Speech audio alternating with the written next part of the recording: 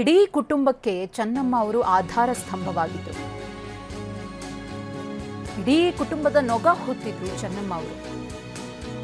ಚೆನ್ನಮ್ಮ ಅವರ ಸೊಸೆ ಭವಾನಿ ರೇವಣ್ಣ ಅವರು ತಮ್ಮ ಅತ್ತೆಯನ್ನ ನೆನೆದು ಕಣ್ಣೀರನ್ನ ಹಾಕಿದ್ದಾರೆ. ಸೊಸೆರನ್ನ ಮಕ್ಕಳಂತೆ ನೋಡ್ಕೊಳ್ತಾ ಇದ್ರು.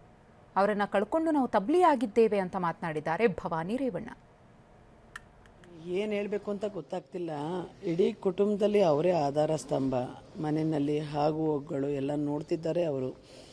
ಇವತ್ತು ನಮ್ಮ ಜೊತೆ ಇಲ್ಲ ಅನ್ನೋದು ಭಾಳ ದುಃಖ ತರಿಸುವಂಥ ವಿಷಯ. ನಮ್ಮದು ಮದುವೆ ಆಗಿ 41 ವರ್ಷ ಕಂಪ್ಲೀಟ್ ಆಯಿತು. ನಾಗ್ಲಿಂದನೂ ನೋಡಿರೋ ಅಂಥವ್ರು ಇವತ್ತು ಅವರು ಯಾರಿಗೂ ಅತ್ತೆ ಅನ್ನೋ ರೀತಿಯಲ್ಲಿ ಇರ್ತಿರಲಿಲ್ಲ. ಮಾತೃನ ರೂಪದಲ್ಲೇ ಇರ್ತಾಯಿದ್ರು. ಮನೆಯಲ್ಲಿ ಅವ್ರಿಗೆ 4 ಜನ ಗಂಡು ಮಕ್ಕಳು, 2 ಹೆಣ್ಮಕ್ಳು, 2 ಅಳಿಯಂದಿರು, 4 ಜನ ಸೊಸೆಯರು, ಎಲ್ಲರನ್ನೂ ಸಮತೋಲನದಲ್ಲಿ ತೂಗಿಸ್ಕೊಂಡು ಮೊಮ್ಮಕ್ಕಳುಗಳನ್ನ ಮತ್ತು ದೊಡ್ಡ ಸಾಹೇಬರು. ಇವತ್ತು ನಾವು ಹೆಸ್ರು ಹೇಳೋಕ್ಕೆ ಒಂಥರ ಇದ್ದವ್ರ ಹೆಸರು. ದೊಡ್ಡ ಸಾಹೇಬ್ರದ್ದು ರಾಜಕಾರಣ ಹಾಗೂ ಹೋಗುಗಳು, ಮನೆಗೆ ಬರೋವಂಥ ಜನ, ಆಮೇಲೆ ನಡೆಯುವಂಥ ಕಾರ್ಯಕ್ರಮ, ಫಂಕ್ಷನ್ನು ಅಟೆಂಡ್ ಆಗೋದು, ದೇವಸ್ಥಾನದ ಪೂಜೆ, ಪ್ರತಿ ಒಂದೂ ಅಟೆಂಡ್ ಮಾಡ್ತಾಯಿದ್ರು. ಒಂಥರ ನಮಗೆ ಅನಿಸೋದು ಅವ್ರ ವಯಸ್ಸಿಗೆ ಮೀರಿ ಮಾಡ್ತಾಯಿದ್ದಾರೆ ಅಂತ. ಅದೇ ರೀತಿ ಮಾಡ್ತಾಯಿದ್ರು.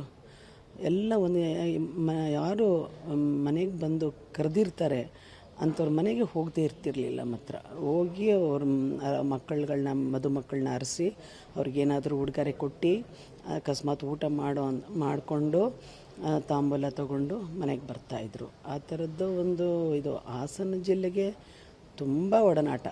ಅವರ ತವರ ಮನೆಯೂ ಹಾಸನ ಜಿಲ್ಲೆನೇ, ಯಜಮಾನ್ರ ಮನೆಯೂ ಹಾಸನ ಜಿಲ್ಲೆನೇ. ಹಾಗಾಗಿ ಅವ್ರಿಗೆ ಇಲ್ಲಿ ಅವಿಭಾಜ್ಯ ಸಂಬಂಧ ಈ ಒಂದು ಹೊಳೆನರಸೀಪುರ ತಾಲೂಕು ಹಾಸನ ಜಿಲ್ಲೆ.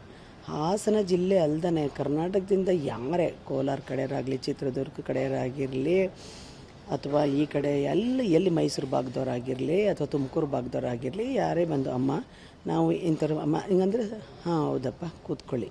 ಅವ್ರು ಏನು ವಿಮರ್ಶನೆ ಮಾಡ್ತಿರೋ ತರ್ಕನೇ ಮಾಡ್ತಿದ್ದಿಲ್ಲ. ಕೂತ್ಕೊಳ್ಳಿ, ಅವ್ರಿಗೆ ಕಾಫಿ ಕೊಡಿ, ತಿಂಡಿ ಕೊಡಿ, ಊಟ ಕೊಡಿ.